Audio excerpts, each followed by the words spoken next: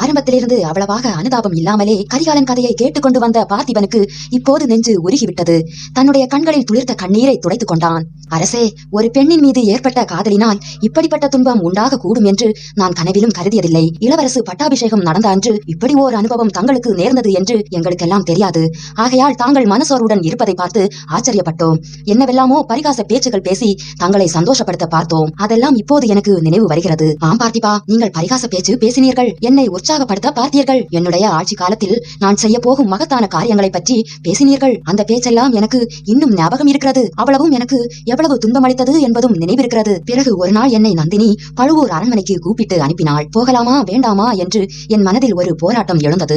கடைசியில் போவதென்று முடிவு செய்தேன். பல விஷயங்களில் எனக்கு தோன்றியிருந்த சந்தேகங்களை அவளை கேட்டு தெரிந்து கொள்ள விரும்பினேன். அவளுடைய பிறப்பின் உண்மையை தெரிந்து கொள்ள விரும்பினேன். அந்த புறத்தில் என் தந்தை அன்று மூர்ச்சையடைந்து விழுந்ததற்கும் அங்கே நந்தினியை அவர் தற்செயலாக கண்டதற்கும் ஏதேனும் சம்பந்தம் இருக்குமோ என்ற சந்தேகம் கூட என் மனதில் தோன்றியிருந்தது. அன்றைய தினம் சக்கரவர்த்திக்கு விரைவில் மூர்ச்சை தெளிந்து விட்டாலும் மறுபடி அவர் பழைய ஆரோக்கியத்தை அடையவே இல்லை என்பது உனக்கும் நினைவிருக்கும். நந்தினியுடன் பேசுவதிலிருந்து எனக்கு அதுவரை விளங்காத மர்மம் ஏதேனும் வெளியாகலாம் என்று எண்ணினேன். இதையெல்லாம் ஒரு காரணமாக வைத்துக் கொண்டேனே தவிர உண்மையில் நான் சென்ற காரணம் அவளிடம் இருந்த காந்த சக்திதான். வேறு காரணங்களை சுட்டிக்காட்டிக் கொண்டு என்னை நானே ஏமாற்றிக் கொண்டு சென்றேன். பழுவேட்டரையர் ஊரில் இல்லை. அவருடைய அரண்மனையில் என்னை தடுப்பாரும் இல்லை.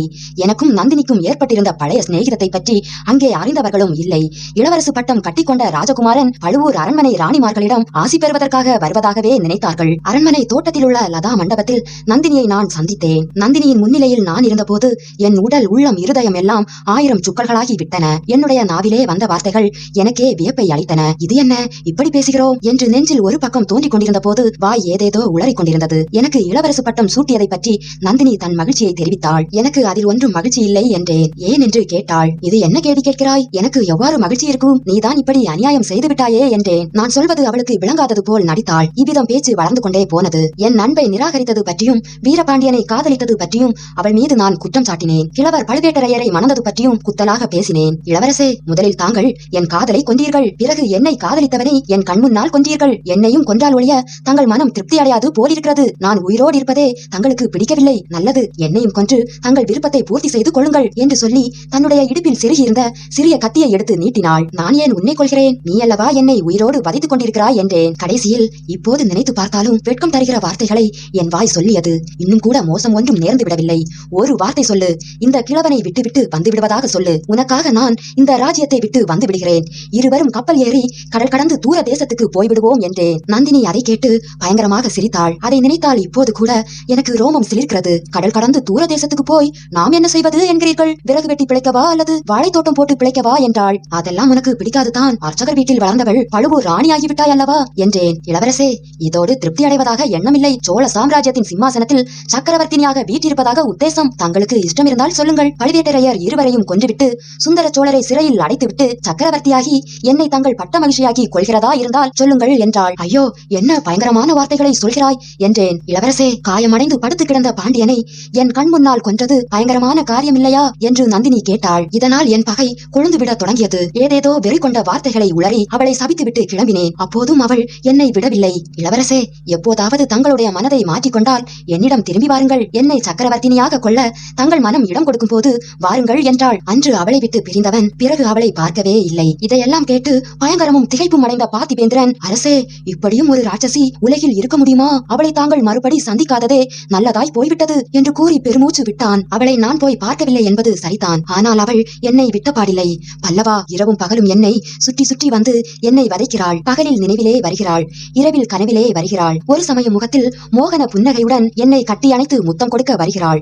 இன்னொரு சமயம் கையில் கூரிய கத்தியுடன் என்னை குத்தி கொள்ள வருகிறாள். ஒரு சமயம் கண்களில் கண்ணீர் பெருக்கி விம்மிக் கொண்டு வருகிறாள். வேறொரு சமயம் தலைவிரி கோலமாய் கன்னங்களை கைவிரல்களினால் பிராண்டிக் கொண்டும் அலறி அழுது கொண்டும் வருகிறாள். ஒரு சமயம் பைத்தியம் பிடித்தவளை போல் பயங்கரமாய் சிரித்துக் கொண்டு வருகிறாள். இன்னொரு சமயம் அமைதியான முகத்துடன் ஆறுதல் சொல்ல வருகிறாள். இன்று மாலை தாத்தா கூறியது நினைவிருக்கிறதா? நான் ஏன் தஞ்சை போகக்கூடாது என்பதற்கு ஏதேதோ காரணம் கூறினார். உண்மையில் நான் தஞ்சை போகாமல் இருப்பதற்கும் என் தந்தையை காஞ்சிக்கு வரவழைக்க விரும்புவதற்கும் காரணம் நந்தினிதான். அரசே, கேவலம் ஒரு பெண்ணுக்கு பயந்து கொண்டா தஞ்சைக்கு போகாமல் இருக்கிறீர்கள்? அப்படி அவள் என்னத்தான் செய்து விடுவாள்? வஞ்சனையாக விஷம் வைத்து தங்களை கொன்று விடுவாள் என்று அஞ்சுகிறீர்களா? இல்லை பார்த்திபா, இல்லை. இன்னமும் என்னை நீ நன்றாக புரிந்து கொள்ளவில்லை. அவள் என்னை கொன்று விடுவாள் என்பதற்காக நான் நஞ்சவில்லை. அவளுடைய இஷ்டப்படி என்னை செய்ய வைத்து விடுவாளோ என்று தான் பயப்படுகிறேன். உன் தந்தையை சிறையில் போடு, உன் தங்கையை நாட்டை விட்டு விட்டு துரத்து, இந்த கிழவனை கொன்று என்னை சிம்மாசனத்தில் ஏற்று என்று அந்த மாயமோகினி மறுமுறை சொன்னால் எனக்கு அப்படியெல்லாம் செய்ய தோன்றிவிடுமோ என்று பயப்படுகிறேன். நண்பா, ஒன்று நந்தினி சாக வேண்டும், அல்லது நான் சாக வேண்டும், அல்லது 2 பேரும் சாக வேண்டும். இல்லாவிடில் இந்த ஜென்மத்தில் எனக்கு மன அமைதி கிடையாது. அரசே, இது என்ன பேச்சு? தாங்கள் ஏன் சாக வேண்டும்? எனக்கு அனுமதி கொடுங்கள். இலங்கைக்கு அப்புறம் போகிறேன். உடனே தஞ்சாவூர் சென்று அவளை கொன்றுவிட்டு வருகிறேன். பெண் தோஷம் எனக்கு வந்தாலும் வரட்டும். பார்த்திபா, அப்படி ஏதாவது செய்தால் உன்னை என் பரம எதிரியாகவே கருதுவேன். நந்தினியை கொல்லத்தான் வேண்டுமென்றால் என்னுடைய இந்த கையினாலேயே அவளை கொல்லுவேன். கொன்றுவிட்டு என்னையும் கொன்று கொண்டு மாளுவேன். வேறொருவர் அவளுடைய சுண்டு விரலின் நகத்துக்கு கேடு செய்வதையும் என்னால் பொறுக்க முடியாது. நண்பா, நீ நந்தினியை மறந்துவிடு. அவளை பற்றி நான் சொன்னதெல்லாவற்றையும் மறந்துவிடு. தாத்தா சொன்னபடி நீ நாளைக்கே புறப்பட்டு இலங்கைக்கு போ. என் சகோதரன் அருள்மொழியை எப்படியாவது வற்புறுத்தி இங்கே அழைத்து வா. அவனை இங்கே இருக்க செய்வோம். பாட்டனும் பேரனும் யோசித்து என்ன வேணுமோ செய்து கொள்ளட்டும். நாம் இலங்கைக்கு செல்வோம். மீண்டும் கப்பல் ஏறி பெரும்படையுடன் கீழே கடல்களில் செல்வோம். சாவகம், புஷ்பகம், கடாரம் முதலிய தேசங்களுக்கு சென்று வெற்றி கொடி நாட்டுவோம். பிறகு மேற்கே திரும்புவோம். அரபு, பாரசீகம், மிசிரம் முதலிய நாடுகளுக்கு சென்று அங்கெல்லாம் தமிழர் வீரத்தையும் புலிகொடியையும் நிலைநாட்டுவோம். பார்த்திபா, அந்த நாடுகளில் எல்லாம் கற்பு என்னும் கட்டுப்பாடு இந்த நாட்டில் உள்ளது போல் கிடையாது என்பது உனக்கு தெரியுமா? அரசர்கள் தங்கள் இஷ்டம் போல் அவர்களுடைய ஆட்சியின் கீழ் உள்ள எந்த பெண்ணையும் அழைத்து சென்று அந்த புறத்தில் சேர்த்துக் கொள்வார்களாம். பார்த்திபன் இதற்கு மறுமொழி சொல்வதற்குள் திருக்கோவலூர் மலையமான் அங்கு வந்து சேர்ந்தார். அரவான் கதையை போல் அற்புதமான கதை இந்த உலகத்திலேயே கிடையாது. ஆனால் இன்னுமா நீங்கள் தூங்காமல் பேசிக் கொண்டிருக்கிறீர்கள்? பார்த்திபேந்திரா, நாளைக்கு இலங்கைக்கு புறப்பட வேண்டும் என்பது உனக்கு நினைவிருக்கிறதல்லவா என்று கேட்டார் மலையமான் அரசர். அதை பற்றித்தான் தூங்காமல் பேசிக் கொண்டிருக்கிறோம் என்றான் பார்த்திபேந்திரன். அந்த நேரம் அமைதி பெற்று விளங்கியது. கோடிக்கரையின் ஓரத்தில் கடல் அலை அடங்கி ஓய்ந்திருந்தது. கட்டுமரங்களும் படகுகளும் கரையை நெருங்கிக் கொண்டிருந்தன. கடலில் இரை தேட சென்ற பறவைகள் திரும்பி வந்து கொண்டிருந்தன. கரையில் சிறிது தூரம் வெண்மணல் பறந்திருந்தது. அதற்கு அப்பால் வெகு தூரம் காடு படர்ந்திருந்தது. காட்டு மரங்களின் கிளை ஆடவில்லை, இலைகள் அசையவில்லை. நாலா பக்கமும் அமைதி நிலவியது. செங்கதிர் தேவன் கடலும் வானும் கலக்கும் இடத்தை நோக்கி விரைந்து இறங்கிக் கொண்டிருந்தான். கரை ஓரத்தில் கடலில் ஒரு சிறிய படகு மிதந்தது. கடலின் மெல்லிய அலை அந்த படகை குழந்தையின் மணி தொட்டிலை ஆட்டுவது போல மெல்ல மெல்ல அசைத்தன. அந்த படகில் ஓர் இளம்பெண் இருந்தாள். அவள் பெயர் பூங்குழலி. பெயருக்கு தகுந்தாற்போல் இவள் கூந்தலில் ஒரு தாளம்பூவின் இதழ் அழகு பெற்று திகழ்ந்தது. நீண்ட கரிய கூந்தல் சுருண்டு சுருண்டு விழுந்து அவளுடைய கடைந்தெடுத்த தோள்களை அலங்கரித்தன. கடல் அலைகள் கரையில் ஒதுக்கும் சங்குகள், சிப்பிகள் முதலியவற்றை ஆரமாக்கி அவள் அணிந்து கொண்டிருந்தாள். பூங்குழலி படகில் ஒய்யாரமாக சாய்ந்து கொண்டு பாடினாள். அந்த இளமங்கையின் உள்ளத்தில் அப்படி என்ன சோகம் குடிக்கொண்டிருக்குமோ தெரியாது. அவளுடைய குரலில் அப்படி என்ன இன்ப வேதனை கலந்திருக்குமோ தெரியாது. அப்பாடலை சோக சொற்களோடு பாடினாள். அவள் பாடிய பாடல் கேட்போரை விம்மி விம்மி அழ வைக்கும் சோக பாடலாக இருந்தது. பூங்குழலி பாடலை நிறுத்திவிட்டு படகின் துடுப்பை 4 தடவை வலித்தாள். படகு கரை அருகில் வந்து சேர்ந்தது. பூங்குழலி படகிலிருந்து துள்ளி குதித்து கரையில் இறங்கினாள். படகை கரையில் இழுத்து போட்டாள். கரையில் சில கட்டுமரங்கள் கும்பலாக கிடந்தன. அவற்றின் மீது படகு சாய்ந்து நிற்கும்படி தூக்கி நிறுத்தினாள். சாய்ந்து நின்ற படகில் தானும் சாய்ந்து கொண்டு ஒரு முறை சுற்றும் முற்றும் பார்த்தாள். அதோ கலங்கரை விளக்கின் உச்சி மண்டபத்தில் தீ மூட்டியாகி விட்டது. தீ சுடர் விட்டு எரிகிறது. இனி இரவெல்லாம் அந்த ஜோதி எரிந்து கொண்டிருக்கும். கடலில் செல்லும் மரக்கலங்களுக்கு அது அருகில் நெருங்க வேண்டாம் என்று எச்சரித்துக் கொண்டிருக்கும். கோடிக்கரை ஓரத்தில் கடலில் ஆழமே கிடையாது. கட்டுமரங்களும் சிறிய படகுகளும் தான் அந்த பகுதியில் கரை ஓரமாக அணுகி வரலாம். மரக்கலமும் நாவாயும் நெருங்கி வந்தால் தரை தட்டி மணலில் புதைந்துவிடும். வேகமாக தரையில் மோதினால் கப்பல் பிளந்து உடைந்து போய்விடும். எனவே கோடிக்கரையில் உள்ள கலங்கரை விளக்கம் கப்பல் ஓட்டிகளுக்கு மிகவும் அவசியமான உதவியை செய்து வந்தது. மற்றொரு பக்கத்தில் குட்டை மரங்கள் அடர்ந்த காட்டின் நடுவில் கோபுரம் ஒன்று தலை தூக்கி நின்றது. அதன் அடியில் கோடிக்கரை குலகர் கோயில் கொண்டிருந்தார். இந்த கலங்கரை விளக்கம் சில ஆண்டுகளுக்கு முன்பு முதற் பரந்தாகரின் காலத்தில் கட்டப்பட்டது. கலங்கரை விளக்கத்தில் பணி செய்வோருக்கென்று சில ஓட்டு வீடுகள் அதை சுற்றி கட்டப்பட்டன. கோடிக்கரை குலகர் கோயிலில்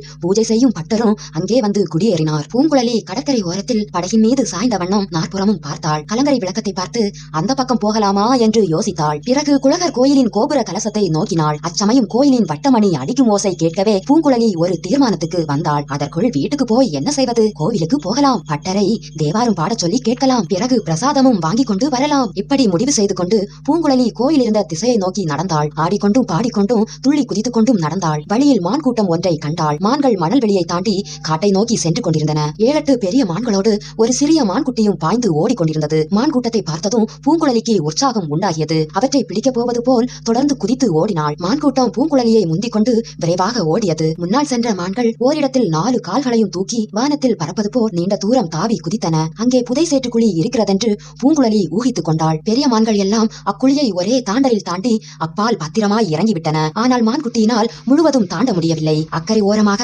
அதன் பின்னங்கால்கள் சேற்றுக்குழியில் அகப்பட்டுக் கொண்டன. முன்னங்கால்களை கரையில் ஊன்றி மான்குட்டி மட்டும் கரையேற முயன்றது. ஆனால் அதன் பின்னங்கால்கள் சேற்றில் மேலும் மேலும் புதைந்து கொண்டிருந்தன. தாய்மான் கரையில் நின்று குட்டியின் நிலையை கவலையுடன் நோக்கியது. அதனால் தன் குட்டிக்கு உதவி எதுவும் செய்ய முடியவில்லை. இதையெல்லாம் ஒரு நொடியில் பார்த்து அறிந்து கொண்ட பூங்குழலி அந்த புதை சேற்றுக்குழி எங்கே முடிகிறது என்பதை கண்டு தெரிந்து கொண்டாள். புதைக்குழி ஓரமாக ஓடி சென்று கெட்டியான இடத்தின் வழியாக கடந்து எதிர்ப்புறத்தில் மான்குட்டி சேற்றில் அகப்பட்டுக் கொண்டு தவித்த இடத்தை அணுகினாள். தாய்மான் முதலில் பூங்குழலியை கண்டு மிரண்டது. பூங்குழலிக்கு மானின் பாஷை தெரிந்தது போல் மிருதுவான குரலில் அவள் ஏதோ சொல்லவும் தாய்மான் பயம் நீங்கி நின்றது.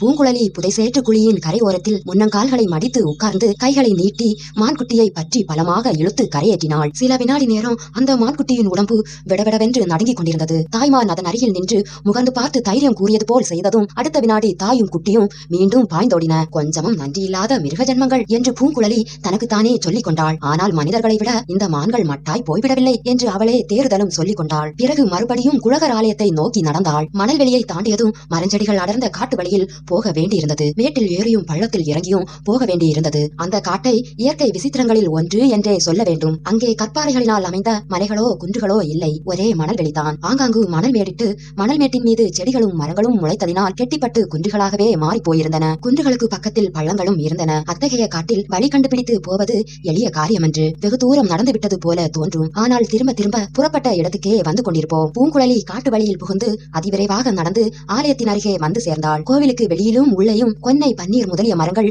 ஓங்கி வளர்ந்து மலர்ந்து குலுங்கிக் கொண்டிருந்தன. பூங்குழலி ஆலயத்துக்குள் போனாள். பட்டர் அவளை பார்த்து முகமலர்ந்தார். அந்த கோயிலுக்குள் சாமி தரிசனம் செய்வதற்காக வருவோர் அருமை. தேங்காய் மூடியும் பிரசாதமும் கொண்டு வந்து பட்டர் கொடுத்தார். அம்மா, கொஞ்சம் காத்திருக்கிறாயா? நானும் இதோ சந்நிதியை பூட்டிக் கொண்டு வீட்டுக்கு வருகிறேன் என்றார். இருட்டிய பிறகு அந்த காட்டு வழியில் செல்வது கொஞ்சம் சிரமமான காரியம்தான். ஆனால் வழிகாட்டுவதற்கு பூங்குழலி இருந்தால் கவலையே கிடையாது. இருக்கிறேன் ஐயா, எனக்கு அவசரம் ஒன்றுமில்லை. மெதுவாக கோயில் கைங்கரியங்களை முடித்துக் கொண்டு புறப்படுங்கள் என்று பூங்குழலி கூறிவிட்டு கோயில் பிரகாரத்துக்கு வந்தாள். மரக்கிளை ஒன்றை பிடித்துக் கொண்டு பிரகாரத்தின் மதில் சுவரின் மேல் தாவி ஏறினாள். மதில் மூலையில் நந்தி பகவானுடைய பெரிய சிலை ஒன்று அமைக்கப்பட்டிருந்தது. அந்த சிலை மீது சிறிது சாய்ந்த வண்ணம் மதில் மீது காலை நீட்டி படுத்தாள். தேங்காய் மூடியை பல்லினால் சுரண்டி சாப்பிடத் தொடங்கினாள். நாலாபுறமும் இருள் சூழ்ந்து வரும் விசித்திரத்தை பூங்குழலி பார்த்துக் கொண்டிருக்கையில் குதிரையின் காலடி சத்தத்தை கேட்டாள். சத்தம் வந்த வழியே ஆவலுடன் பார்த்துக் கொண்டிருந்தாள். குதிரையின் காலடி சத்தம் அவளுடைய உள்ளத்தில் ஏதேதோ பழைய ஞாபகங்களை எழுப்பி அவளை கனவு லோகத்துக்கு கொண்டு போனது. இனம் தெரியாத துக்கம் வந்து நெஞ்சை அடைத்தது. வருகிறது யாரா இருக்கக்கூடும். யாரா இருந்தால் நமக்கென்ன கவலை? கொஞ்சம் காலமாக புது ஆட்கள் வருகிறதும் போகிறதும் அதிகமாய்த்தான் இருக்கிறது. ராஜாங்க காரியமாக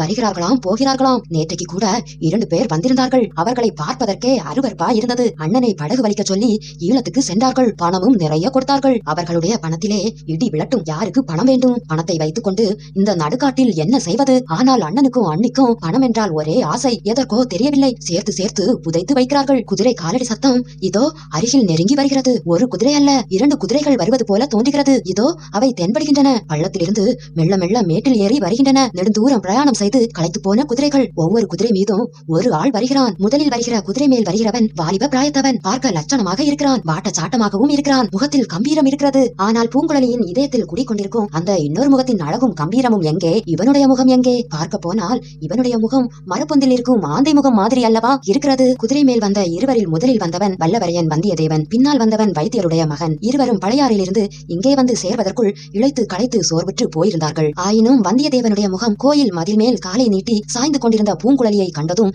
சிறிது மலர்ந்தது. அவள் தன்னுடைய முகத்தை உற்று பார்த்துக் கொண்டிருக்கிறாள் என்று தெரிந்ததும் அவனுக்கு இயற்கையான உற்சாகமே பிறந்துவிட்டது. அவனும் குதிரையை நிறுத்திவிட்டு அவளுடைய முகத்தை ஆர்வத்துடன் உற்று நோக்கலானான். தன் முகத்தை மரப்பொந்திலுள்ள ஆந்தையின் முகத்தோடு அவள் ஒப்பிடுகிறாள் என்று மட்டும் அவன் அறிந்திருந்தால் அவ்வளவு உற்சாகப்பட்டிருக்க முடியாது. குதிரை மேல் வந்தவன் தன்னை உற்று பார்த்துக் கொண்டிருக்கிறான் என்பதை பூங்குழலி அறிந்தாள். கையில் தான் தேங்காய் மூடி வைத்துக் கொண்டு பல்லினால் சுரண்டி தின்று கொண்டிருப்பதையும் நினைத்தாள். உடனே எங்கிருந்தோ ஒரு நாண உணர்ச்சி வந்து அவளை பற்றி கொண்டது. பிரகார மதில் சுவரிலிருந்து வெளியே வெண்மணலில் குதித்தாள். மதில் சுவர் ஓரமாக ஓடத் தொடங்கினாள். அதை பார்த்தவுடனே வந்தியத்தேவனுக்கும் குதிரை மேலிருந்து குதிக்க தோன்றியது. குதித்து பூங்குழலியை பின்தொடர்ந்து பிடிப்பதற்கு ஓட வேண்டும் என்று தோன்றியது.